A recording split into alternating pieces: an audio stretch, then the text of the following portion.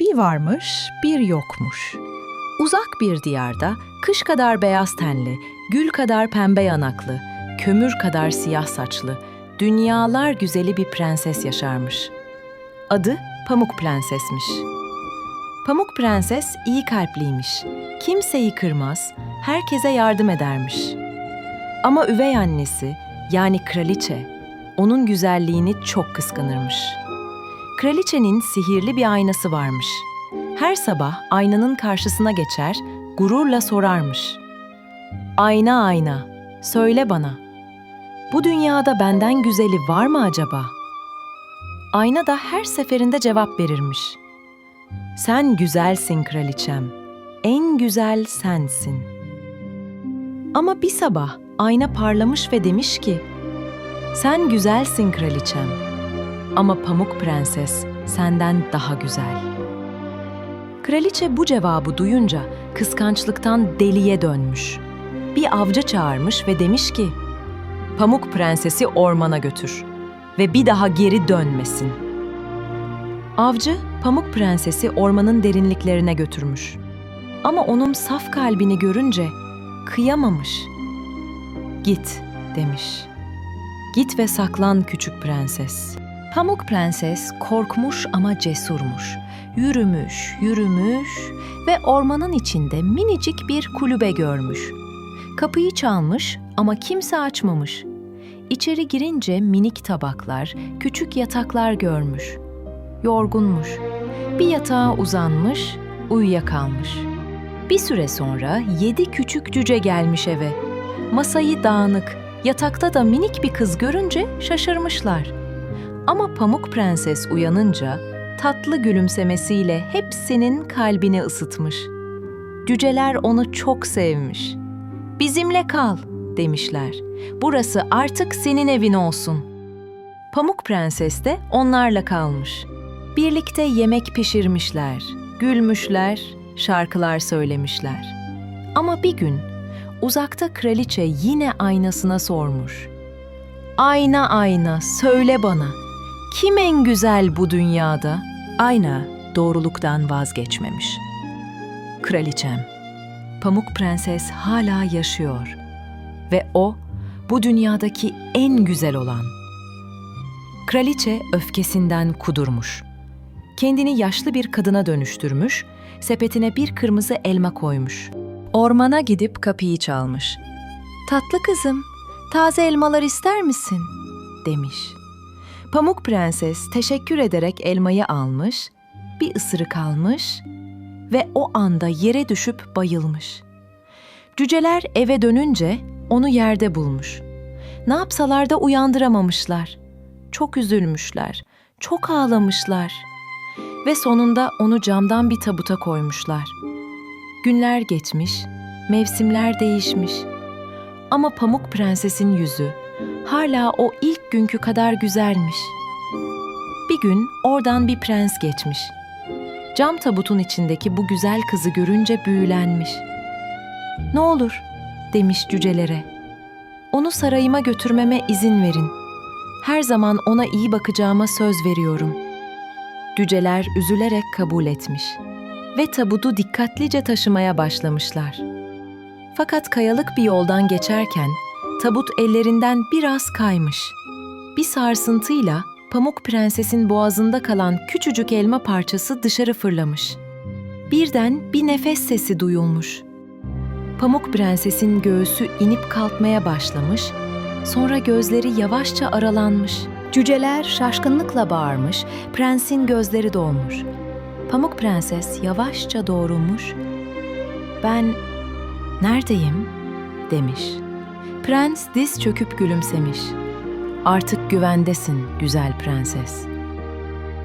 Cüceler sevinçle etraflarında dönmüş, ormandaki kuşlar bile şarkı söylemeye başlamış. Pamuk Prenses ve prens birbirlerine bakmışlar ve o anda kalpleri sevgiyle dolmuş. Kısa süre sonra görkemli bir düğün yapılmış. Cüceler de oradaymış. Dans etmişler, gülmüşler, kutlamışlar. Ve o günden sonra Pamuk Prensesle prens iyilikle, sevgiyle ve sonsuz mutlulukla yaşamışlar. Bir varmış, bir yokmuş. İyilik yine bu masalda da kazanmış.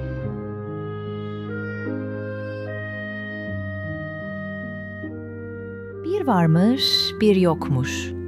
Gökyüzünün bulutlarla dans ettiği, dağların göklere uzandığı, havanın her zaman çiçek koktuğu çok uzak bir diyarda küçücük, merak dolu bir kız yaşarmış. Adı Heidi'ymiş. Heidi daha minicik bir çocukken annesiyle babasını kaybetmiş. Bu yüzden teyzesinin yanında büyümüş. Ama teyzesi iş bulunca Heidi'yi dağlarda yaşayan büyük babasına götürmeye karar vermiş. Heidi büyük babasını hiç tanımıyormuş. Teyzesi yol boyunca biraz serttir, kimseyle konuşmaz, kendi halinde biridir diye anlatıp duruyormuş. Ama Heidi korkmamış. Çünkü kalbi sevgi doluymuş ve o sevgi herkese yumuşak dokunurmuş. Teyzesiyle birlikte dar bir dağ yolundan yukarı doğru tırmanmışlar. Dağ havası tertemizmiş. Rüzgar Heidi'nin saçlarını okşuyormuş. Kuşlar dallara konuyor, Heidi'ye minik selamlar veriyormuş. Sonunda kayaların arasına saklanmış gibi görünen küçük bir kulübeye varmışlar. Kapı açılmış ve karşılarında uzun sakallı, güçlü bakışlı bir adam belirmiş. İşte bu, Heidi'nin büyük babasıymış. Heidi bir an duraklamış. Büyük babasının kaşları çatıkmış ama gözlerinde saklı bir sıcaklık varmış. Teyzesi hemen konuşmuş. "Baba, Heidi sana emanet." Heidi'nin büyük babası sessizce eğilmiş ve ona bakmış. "Bundan sonra burada kalacaksın," demiş. "Dağlarda herkes güvendedir." Heidi içten bir gülümsemeyle başını sallamış. Ve artık Heidi dağların çocuğu olmuş. Kulübenin içi küçük ama sıcacıkmış. Bir köşede yanan küçük bir soba, odanın içine mis gibi odun kokusu yayıyormuş. Etrafta el yapımı sandalye ve küçük bir sehpa varmış. Her şey sade ama huzur doluymuş. Büyük baba Heidi'ye yatağını göstermek için üst kata çıkarmış. Tahta merdivenler hafifçe gıcırdıyormuş. Heidi yatağı görünce sevinçle ellerini çırpmış. Yatağı, samanlarla doldurulmuş, üzerine tertemiz çarşaflar serilmiş, yumuşacık bir yuva gibiymiş. Pencereden dağların manzarası görünüyormuş. Heidi heyecandan derin bir nefes almış. "Burası harika!" Büyük baba Heidi'nin sevincini görünce yumuşamış. Belli etmese de içi mutlulukla doluyormuş. Ertesi sabah Heidi, güneş daha yeni doğarken uyanmış. Pencereden içeri altın sarısı bir ışık süzülüyormuş. Uzaklardan keçi çanlarının sesi geliyormuş. Heidi heyecanla giyinip aşağı inmiş. Büyük baba ona kahvaltı hazırlamış. Sıcak süt, taze peynir, mis gibi ekmek. Heidi mutlulukla yemiş. Her lokmada büyük babasına bakıp gülümsemiş. Büyük baba da sakallarının altından hafifçe gülümsüyormuş. Kahvaltıdan sonra büyük baba şöyle demiş. "Heidi, keçileri dağa götürebilirsin. Ama dikkatli ol. Dağlar güzel ama saygı ister." Heidi'nin gözleri parlamış. Hemen dışarı çıkmış ve keçilere sarılmış. Beyaz tüylü baş kız ve kahverengi Sara, Heidi'ye burunlarını sürüp onu selamlamışlar. Tam o sırada bir çocuk çıka gelmiş. Üzerinde eski bir gömlek, elinde uzun bir çoban sopası varmış. Bu çocuk Peter'miş. "Heidi sen misin?" demiş. "Yeni gelen kız." Heidi gülümsemiş. "Evet, sen de keçileri mi güdüyorsun?" Peter başını sallamış. Ve o andan sonra iki çocuk hemen arkadaş olmuşlar. O günden sonra Heidi ve Peter ayrılmaz olmuşlar. Dağ yollarında yürümüşler, çiçek toplamışlar, kayaların üzerine oturup hikayeler anlatmışlar. Peter, Heidi'ye dağın sırlarını öğretirmiş. "Şu çiçek tehlikelidir. Şu yosun kaygandır. Burası güvenlidir. Bu patika seni hep doğru yere götürür." Heidi dinledikçe dağların dili varmış gibi hissediyormuş. Rüzgarın sesi, yaprakların hışırtısı, keçi çanlarının melodisi, Her şey ona fısıldar gibi geliyormuş. Günler böyle akıp gitmiş. Haydi artık büyük babasını çok seviyormuş. Akşamları şöminenin başında onunla oturur, sıcak süt içermiş. Bazen yıldızları izler, bazen sessizce birbirlerine yaslanırlarmış. Büyük baba şöyle dermiş: "Haydi, dağlar insanın kalbini genişletir. Burada doğruyu görür, yanlışı duyarsın. Çünkü doğa yalan söylemez." Haydi bu sözleri aklının bir köşesinde saklıyormuş. Peter başını sallamış. Ve o andan sonra iki çocuk hemen arkadaş olmuşlar. O günden sonra Haydi ve Peter ayrılmaz olmuşlar. Dağ yollarında yürümüşler, çiçek toplamışlar, kayaların üzerine oturup hikayeler anlatmışlar. Peter, Haydi'ye dağın sırlarını öğretirmiş. Şu çiçek tehlikelidir. Şu yosun kaygandır. Burası güvenlidir. Bu patika seni hep doğru yere götürür. Haydi dinledikçe dağların dili varmış gibi hissediyormuş. Rüzgarın sesi, yaprakların hışırtısı, keçi çanlarının melodisi, her şey ona fısıldar gibi geliyormuş. Günler böyle akıp gitmiş. Haydi artık büyük babasını çok seviyormuş. Akşamları şöminenin başında onunla oturur, sıcak süt içermiş. Bazen yıldızları izler, bazen sessizce birbirlerine yaslanırlarmış. Büyük baba şöyle dermiş: "Haydi, dağlar insanın kalbini genişletir. Burada doğruyu görür, yanlışı duyarsın. Çünkü doğa yalan söylemez." Haydi bu sözleri aklının bir köşesinde saklıyormuş. Ama bir gün teyzesi çıka gelmiş ve büyük babaya şöyle demiş: "Haydi, şehirdeki zengin bir ailenin yanında kalacak. Clara adında bir kız var. Onu neşelendirecek birine ihtiyaçları var." Haydi şaşırmış, gitmek istemiyormuş. Dağlar artık evi olmuş. Ama büyük baba derin bir nefes almış, belki de onların Haydi'ye ihtiyacı vardır. Haydi gözleri dolarak büyük babasına sarılmış. Sonra dağlara, keçilere, kuşlara, Peter'e veda etmiş. Onun gidişi dağlarda bir sessizlik bırakmış. Şehir bambaşkaymış. Gürültülü, kalabalık, soğuk. Evler dev gibiymiş. Yollar birbirine karışıyormuş. Haydi büyük bir konağa getirilmiş. Kırmızı halılar, parlak avizeler, büyük merdivenler. Her şey muhteşemmiş. Ama Haydi'nin içi dağların huzurunu özlüyormuş. Clara Haydi'yi görünce hemen gülümsemiş. "Hoş geldin Haydi. Arkadaş olabilir miyiz?" Haydi başını sallamış. Clara'yı çok sevmiş. Ona umut vermiş. Onu güldürmüş. Güçlenmesine yardım etmiş. Clara zamanla kıpırdamaya başlamış. Haydi'nin neşesi ona iyi gelmiş ama geceleri Haydi uyuyamıyormuş. Büyük babasının sobasını, Peter'ın sesini, keçilerin çanını, dağ rüzgarını özlüyormuş. Bir gece gözyaşlarıyla Clara'ya söylemiş: "Clara, dağları çok özledim." Clara onun elini tutmuş. "Haydi, gitmelisin. Ben artık iyiyim. Mutlu olman gerek." Haydi çok duygulanmış ve ertesi sabah dağlara doğru yola çıkmış. Dağları görür görmez kalbi hızla çarpmış. Hava soğukmuş ama içi sıcacıkmış. Kulübeye yaklaştığında büyük baba dışarı çıkmış. Haydi'yi görünce gözleri parlamış, duygulanmış ama belli etmemeye çalışmış. "Haydi, geri dönmüşsün." Haydi koşup ona sarılmış. "Evet büyük baba, benim evim burası." Peter dağların arasından koşarak gelmiş. "Haydi döndü!" diye bağırıyormuş. Keçiler bile sevinçle etrafında dolaşıyormuş. O gece Haydi şöminenin başında sıcak sütünü içmiş, battaniyeye sarılmış, yıldızlara bakmış. Her şey ona aynı şeyi söylüyormuş. Ev sana en çok huzur veren yerdir. Artık biliyormuş.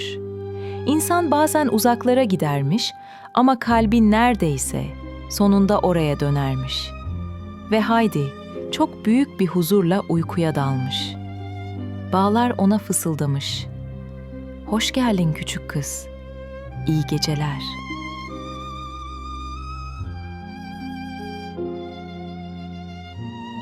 Anne, ördek yumurtalarının üzerinde sabırla oturuyordu. Diğer yumurtalar çatlamış ve minik sarı ördek yavruları ortaya çıkmıştı bile. Sonunda en büyük yumurta da çatladı ve içinden diğerlerinden çok farklı, büyük ve gri bir ördek yavrusu çıktı. "Bu ne biçim bir ördek?" diye düşündü anne ördek. Diğer ördekler ve hayvanlar minik yavruyu alay edip dışlıyorlardı. "Ne kadar da çirkin!" diyorlardı. Zavallı ördek yavrusu çok üzülüyordu. Daha fazla dayanamayan çirkin ördek yavrusu bir sabah erkenden ailesinden ve yaşadığı yerden uzaklara kaçmaya karar verdi. Karlı kış ayları geldiğinde ördek yavrusu soğuktan korunmak için sazlıkların arasında zor zamanlar geçirdi. Yapayalnız ve çok üşüyordu.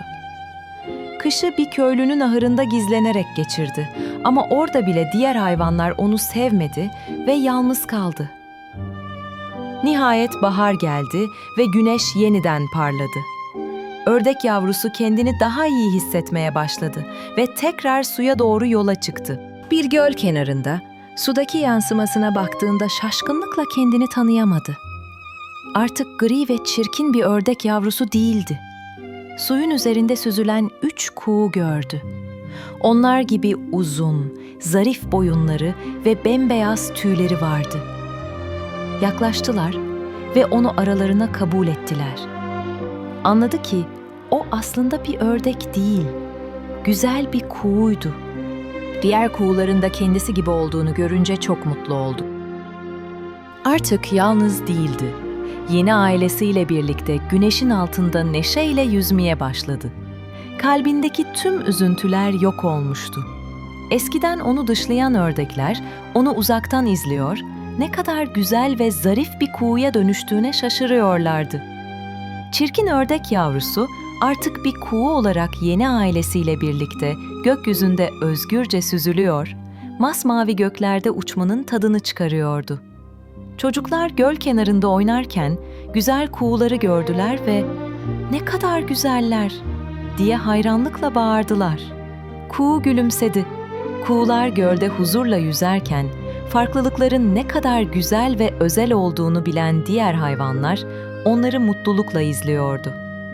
Ve böylece eskiden çirkin ördek yavrusu olan kuğu, herkesin kendi içinde özel olduğunu bilerek gölde yaşayan tüm hayvanlarla dostça ve mutlu bir şekilde yaşamaya devam etti. Kimsenin dış görünüşüne göre yargılanmaması gerektiğini biliyordu. Bir zamanlar uzak bir kasabada, gökyüzünün en parlak yıldızlarından biri gibi parlayan, her zaman gülücükler saçan küçük bir kız yaşarmış. Adı Pollyanna'ymış. Saçları güneş gibi altın sarısı, gözleri ise merakla dolu 2 mavi okyanus gibiymiş. Pollyanna'nın en büyük hazinesi babasından öğrendiği mutluluk oyunuymuş. Bu oyun her durumda ne kadar kötü olursa olsun iyi bir şeyler bulmaya çalışmaktan ibaretmiş. Babası ona, "Hayatta ne olursa olsun bir şeye sevinecek bir neden bulabilirsen hiçbir şey seni üzemez," dermiş. Ne yazık ki Pollyanna daha çok küçükken annesini, sonra da sevgili babasını kaybetmiş. Yalnız kalan Pollyanna'nın gidecek başka yeri yokmuş. Bu yüzden hiç tanımadığı, soğuk ve katı huylu teyzesi Polly Harrington'ın yanına Vermont'taki Beldingsville kasabasına gönderilmiş. Teyze Polly, katı kuralları olan, duygularını asla belli etmeyen, düzenli ve kusursuz bir kadınmış. Evinde çalışkan hizmetçiler, temiz odalar ve sıkı bir program varmış. Pollyanna teyzesinin evine ilk geldiğinde teyzesinin onu karşılamasını beklerken "Bana güzel bir oda hazırladınız değil mi?" diye sormuş, babasının ona bahsettiği gibi.